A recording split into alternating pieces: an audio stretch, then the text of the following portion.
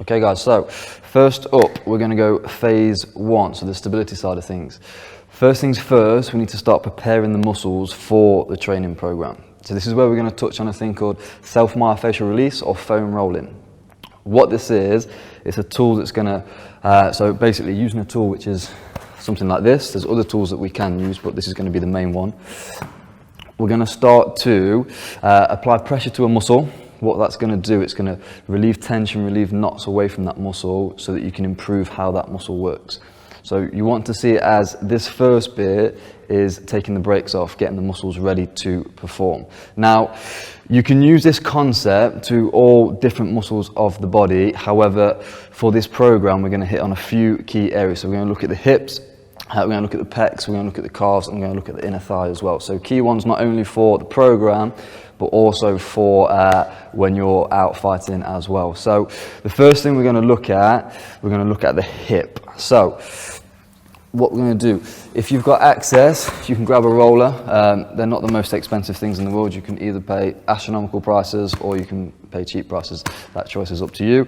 I will say though, the firmer the surface, the better it will get into the muscles. So these ones are quite soft. However, you can use hockey balls, you can use barbells, you can use medicine balls as well if you feel you need a little bit more sort of pressure on the area. To go through this, the setup we're going to have is the foam roller is going to be underneath your hip. So if you think where your sort of pocket is sitting, one leg's going to be straight and the next leg's going to be crossed over. So this is going to be your setup position. From here, take the weight onto your elbow, so as if you go into a side plank shape.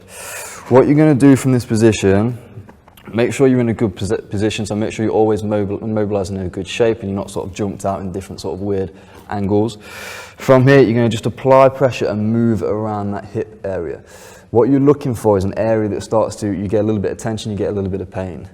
What you want to do when you find that area, so a little bit something around there, then you're going to stay on that for a minimum of 30 seconds. We can spend up to 90 seconds if need be.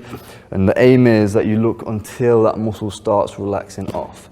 So you can start at the hip and then you can start to roll down the outside of that leg. Same again, just keep hunting for where you find those areas. You might need to play around, you might need to go towards the front, you might need to go towards the side, but anything around from the hip down towards the knee is going to be fair game.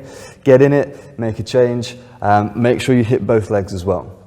From a point of view from training, if the hips are tight, we're not going to be able to use the legs as well as we want to. And from a fighting point of view, if these hips get tight, think of the impact that's going to have on your kick. So you're not going to be able to use them, they're going to hold you back slightly, especially in that force production as well. So if you're not doing this already, start getting involved. There'll be more videos to come, but this is hips, and then we'll move on to calves in the next video.